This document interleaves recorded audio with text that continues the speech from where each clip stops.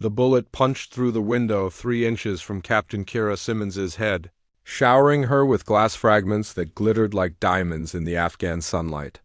She dropped to the floor on pure instinct, her hand already reaching for the rifle she wasn't supposed to have. Around her, the forward operating base erupted into chaos as someone screamed that there was a sniper in the hills.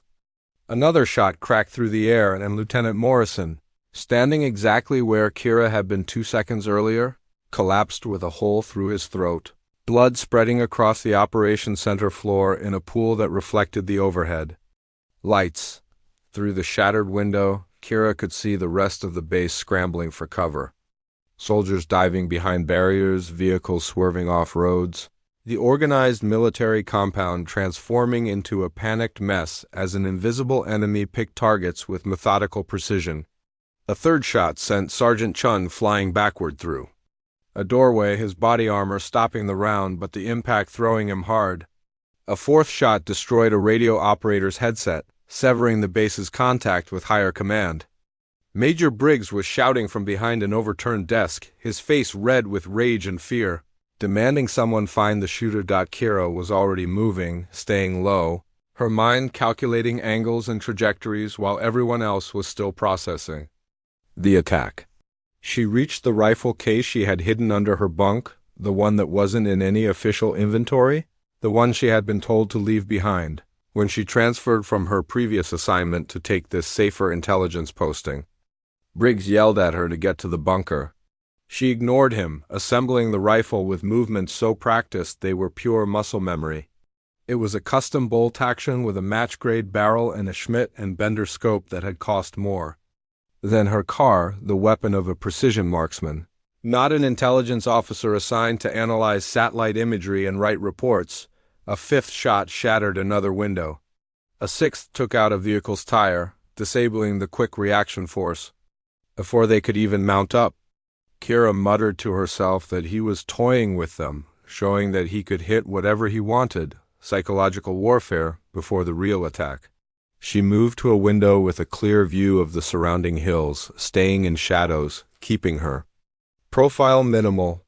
Through her scope, the terrain resolved into layers of ridges and countless hiding spots where an enemy sniper could set up and dominate the entire base. But Kira Simmons was not just any intelligence officer.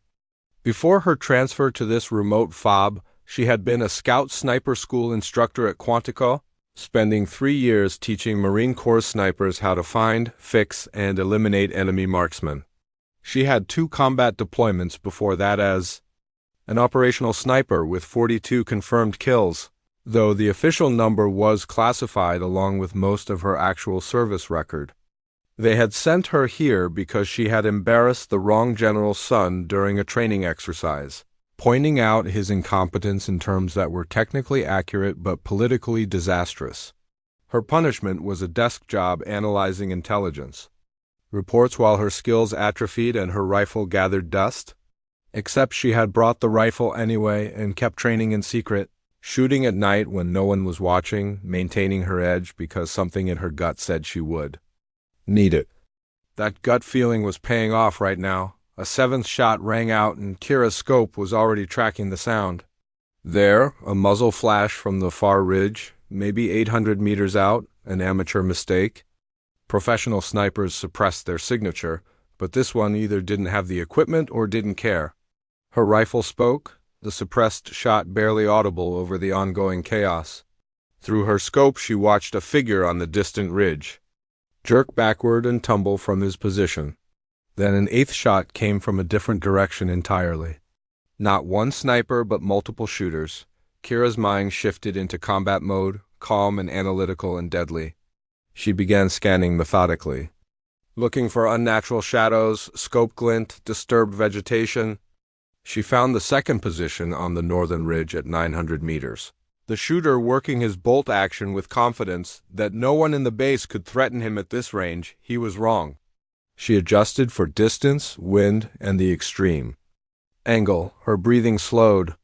Her finger found the trigger's break point. The crosshair settled and she fired. The shape collapsed. 2 down, she whispered. A 9th shot answered her, coming from yet another position. At least 3 enemy snipers, possibly more, all positioned to create overlapping fields of fire that turned the FOB into a killing ground. This wasn't random harassment. It was a coordinated attack designed to pin down the Americans while something else happened. She called out to Major Briggs that this was a fixing action, that they were being kept suppressed while another force moved into position, that they needed to eliminate the snipers now or face a much bigger problem. Briggs snapped back, demanding to know who put her in charge.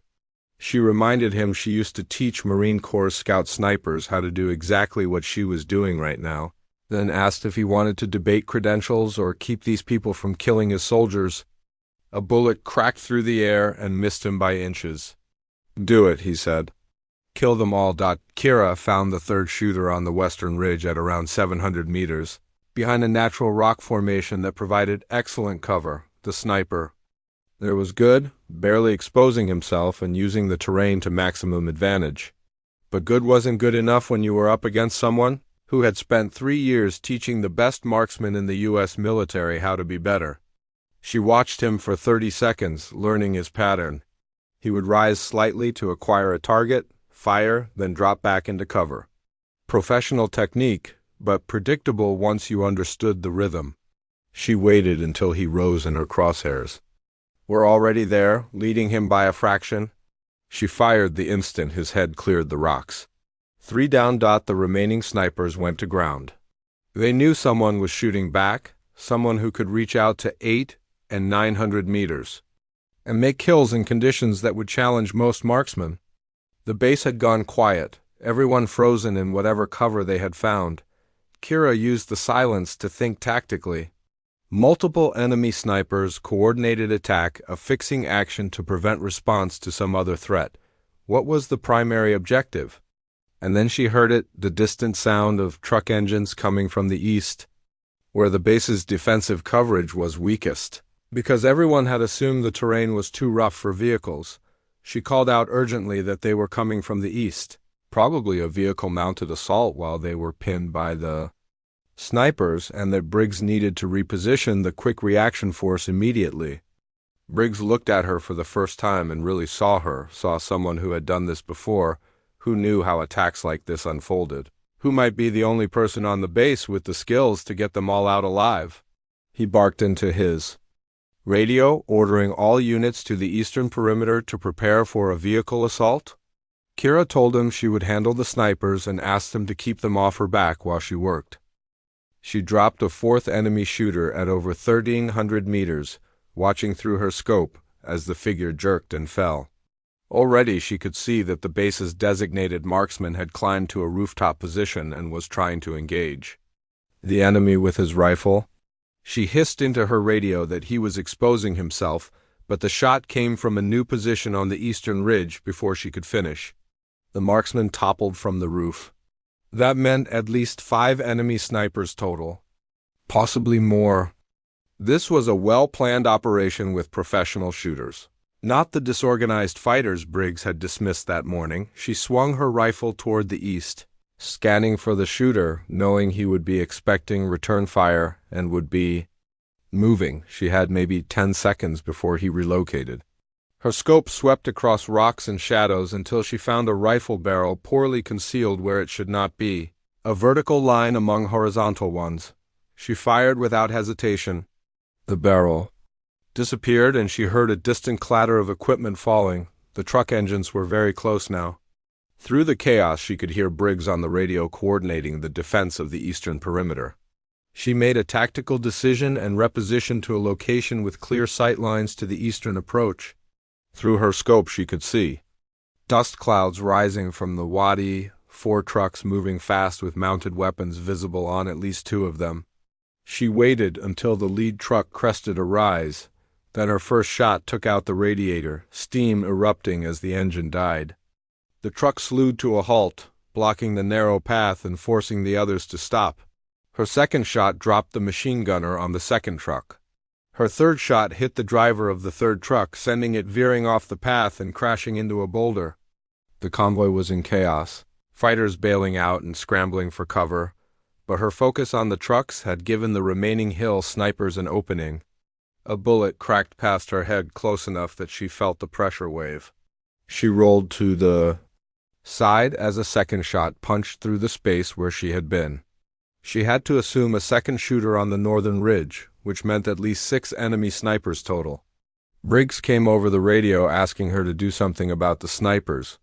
She was already repositioning. She told him the vehicle assault was stalled, and that the dismounted fighters in the wadi were pinned now, that their plan had depended on vehicle-mounted shock and they wouldn't be able to organize a foot assault.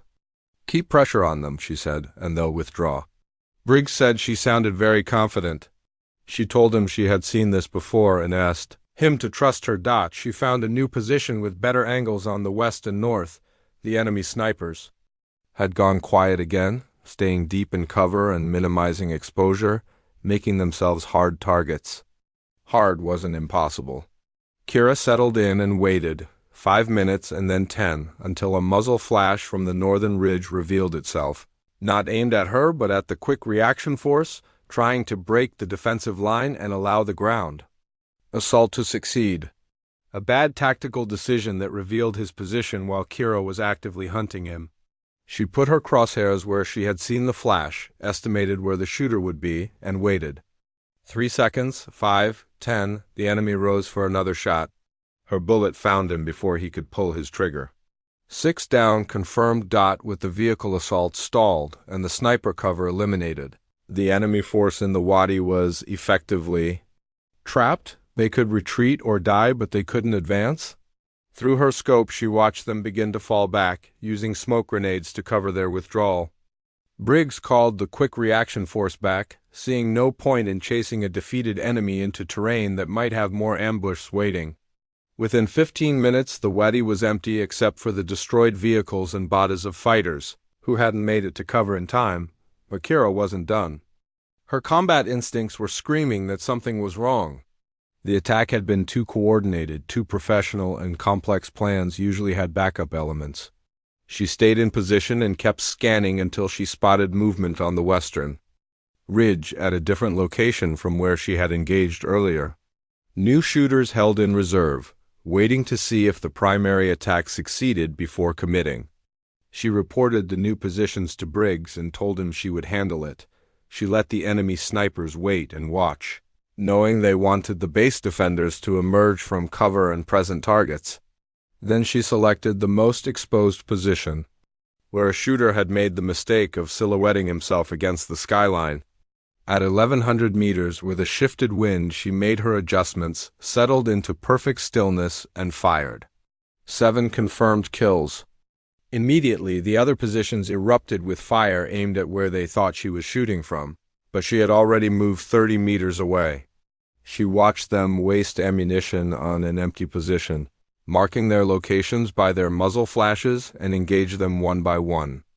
8th kill, 9th, 10th. The enemy fire ceased and the western ridge went quiet. Kira maintained her position for another 20 minutes, scanning continuously, before reporting to Briggs that the western ridge was clear with 10 confirmed kills from the sniper element plus the vehicle crews from the assault force and no enemy activity visible. She recommended maintaining heightened alert for the next 6 hours in case they tried again. Briggs told her to get to the Tactical Operations Center for a debrief. When she entered the room, it went quiet.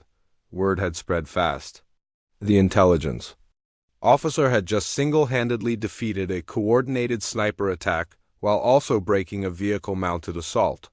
Briggs looked at her with an expression she couldn't quite read, some mixture of respect and confusion and maybe some anger at having been so wrong about who she was. He told her flatly that she had eliminated 10 enemy snipers alone and asked her to sit, saying they had a lot to discuss, starting with who she really was and why a sniper instructor of her caliber was writing intelligence reports at his fob.in. His cramped and overheated office. Kira explained her background.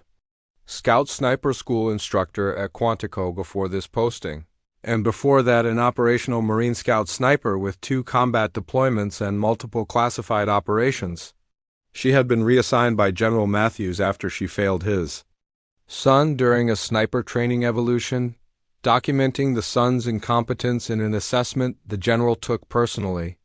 Briggs leaned back processing this, then said she had gotten punished for doing her job correctly. He stood and walked to the window, looking out at the repair crews already working on the base. He told her his problem was that he had an intelligence officer who had just proved she was worth more in a combat role, but he couldn't officially reassign her because the general's posting was non-negotiable. Officially, she would remain the intelligence officer. Unofficially, she would be his counter-sniper specialist, continuing her reports while keeping her skills sharp and her rifle ready. Something loosened in Kira's chest, a tension she had been carrying since her reassignment. She told him she could do that. He said he knew, which was why he was giving her the job. Before she left, he told her to keep the rifle close because something told him they were going to need it again soon. That night, her phone buzzed with a text from an unknown number. Heard what happened. Nicely done. Some of us remember what you're capable of. Stay ready. It was signed Matthews, not General Matthews, as she would have expected from the man who had supposedly ruined her career. She thought about it for a long moment, and then she understood. This posting hadn't been punishment, it had been placement. The general hadn't been trying to end her career. He had been positioning her somewhere her skills would make a difference. The failing sniper son, the staged humiliation, the transfer to nowhere, all of it had been deliberate preparation. Kira looked at her rifle case, then at the hills outside. Her window, where 10 enemy snipers had learned the hard way that some intelligence officers were more than they appeared. She had passed whatever test this had been. Now, she needed to stay ready for whatever came next. 2 weeks later, a briefing room at the FOB was crowded with SEALs, Rangers, Marine Force Recon, and a handful of people whose uniforms showed no unit insignia at all. Admiral Cordell explained to the assembled operators that intelligence suggested the attack 2 weeks ago was a probing action, that the enemy was planning something larger, a coordinated assault on multiple FOBs using sniper teams to fix forces in place while ground elements overwhelmed defenses. They needed to disrupt the planning and eliminate the enemy sniper capability before the attack could be executed. He clicked to a map showing terrain about 20 kilometers away. At least 12 enemy snipers had been identified operating from a mountain camp, practicing on targets at ranges similar to the American base defenses. He looked directly at Kira and told her she would lead a team to eliminate this sniper cell, with operational control of the mission and support from SEAL Team 7 and Marine Force Recon. A SEAL lieutenant raised his hand and questioned with what. He called respect whether Kira was qualified to lead such an operation, noting she was an instructor.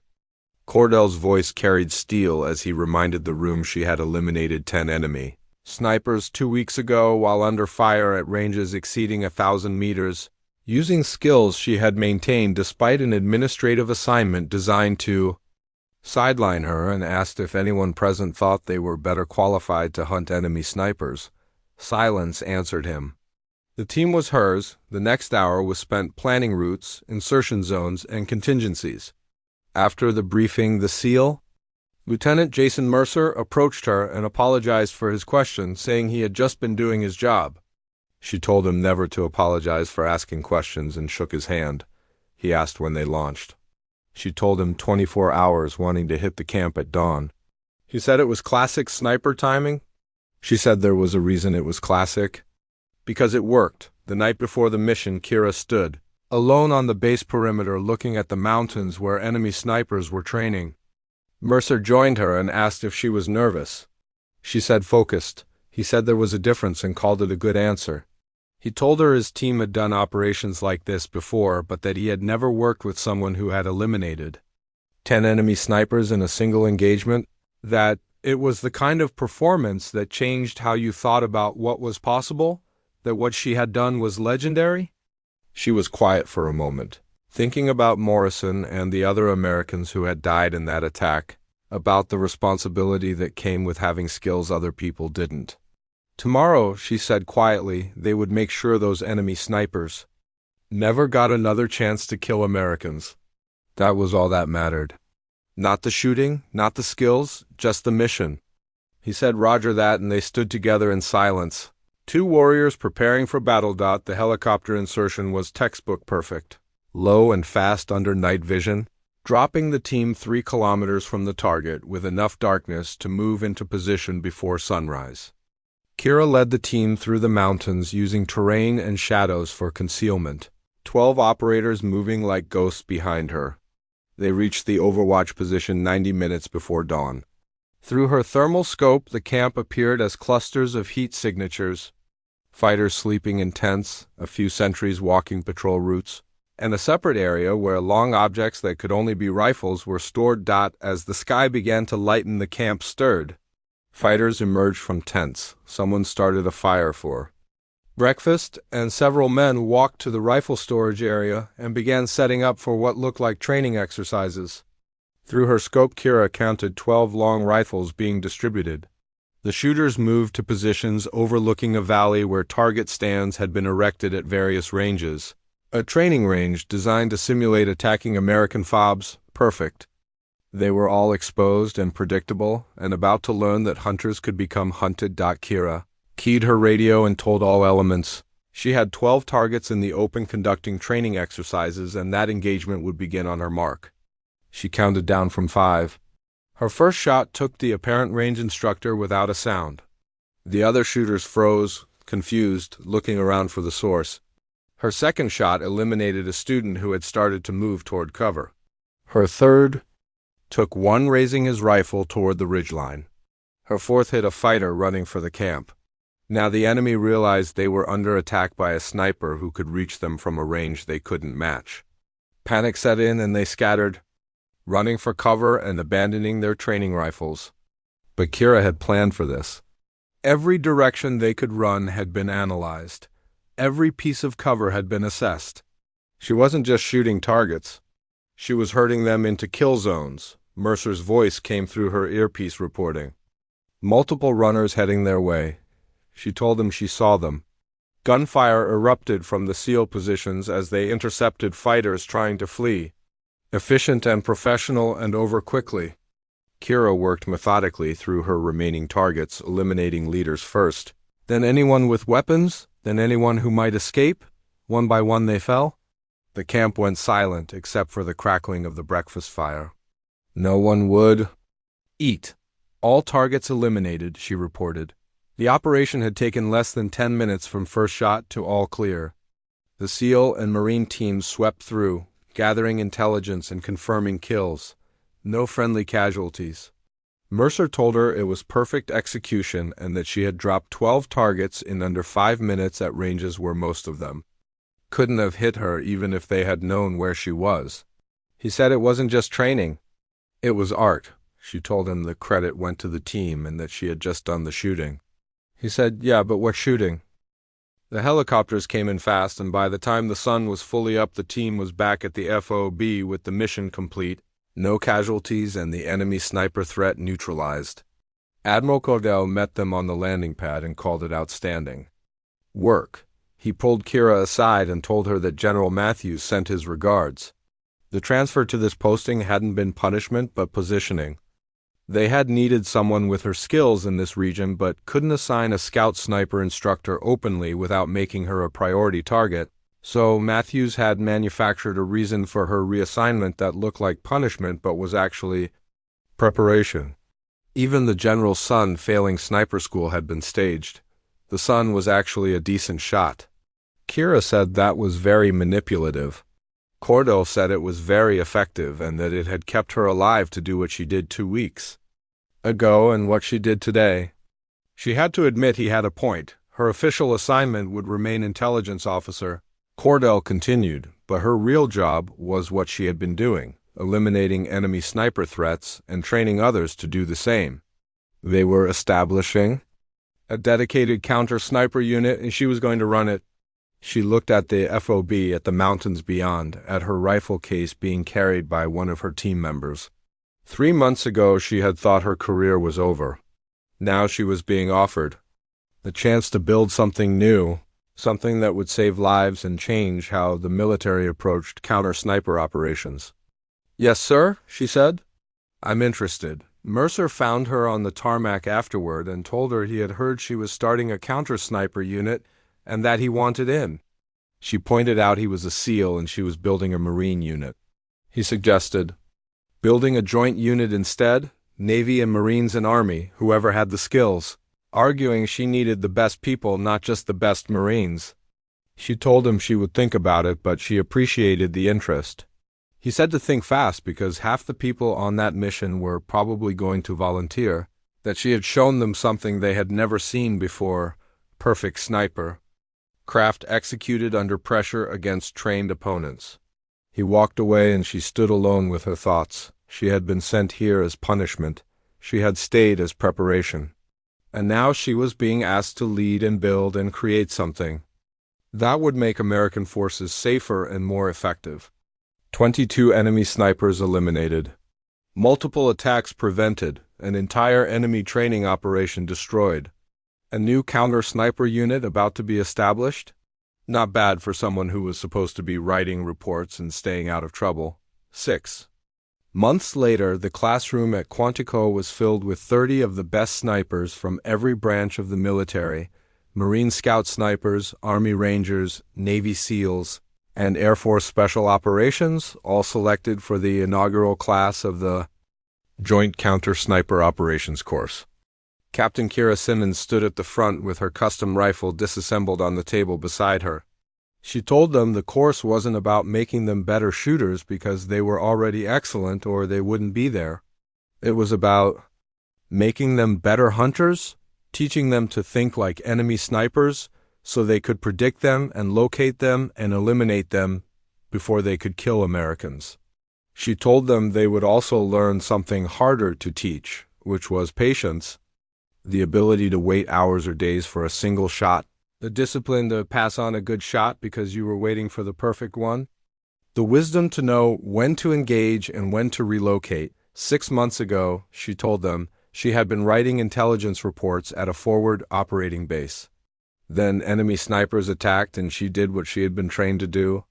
She eliminated 22 enemy shooters across 2 operations, not because she was special but because she had maintained her skills and stayed ready even when her official assignment suggested those skills weren't needed. That was the lesson she wanted them to take from the course: stay ready, stay sharp. Because you never know when the shooting will start, and when it does, Americans will be depending on you to be better than the enemy trying to kill them. After the students filed out, Admiral Cordell entered and noted that she had downplayed her role in those operations. She told him the mission mattered, not her ego. He set a folder on her desk containing new intelligence about enemy sniper activity increasing in 3 different theaters. They needed her unit operational faster than planned, 8 weeks instead of 12 for this first class. She looked at the rifle on her desk, then at the tactical maps on the walls, then at the door where 30 elite snipers had just walked out ready to learn everything she could teach them. "Yes, sir," she said. "We can do it." He told her general. Matthews was proud of how this turned out and that even the general's son sent his regards, apparently finding that playing the incompetent student was harder than actually being a good sniper. Kira laughed, despite herself, and told Cordell to thank them both for the opportunity and for the manipulation that made it possible. After he left, she stood alone in the classroom thinking about the journey that had brought her here from operational sniper to instructor to punish desk jockey to combat hero to unit commander. Every step had seemed random at the time, but looking back she could see the pattern. She had been positioned exactly where she needed to be when crisis came. And now she was positioning the next generation to do the same. She picked up her rifle case and headed for the door, then stopped to look back one more time. This was where it would start, the program that would train the hunters who hunted the hunters, the operators who would make American forces safer, the professionals who would prove that counter-sniper operations were both an art and a science. The enemy wouldn't see them coming, and by the time they figured it out, it would already be too late. Just like it had been for those 22 enemy snipers who had made the fatal mistake of attacking an FOB where Kira Simmons happened to be stationed. She walked out toward the range, ready to train the next generation, ready to build something that would last long after she was gone, ready to prove that some intelligence officers carried secrets that changed everything. The afternoon sun beat down on the Quantico range as she watched her students take their positions, 30 elite snipers, each one already among the best in their service, now learning to be even better. She saw herself in all of them.